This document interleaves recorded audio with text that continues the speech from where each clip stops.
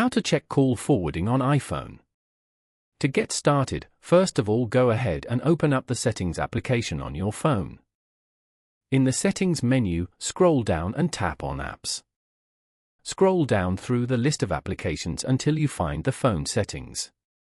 Tap on it to proceed.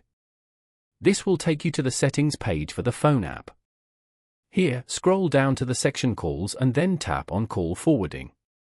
Your iPhone will then check with your carrier to determine the current call forwarding status.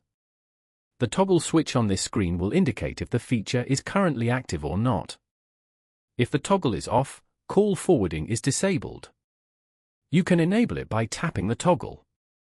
A new option, Forward to, will appear, allowing you to enter the number for forwarding calls. When the toggle is green, it confirms that your calls are being forwarded to the specified number. Following these steps, you can easily check call forwarding on an iPhone.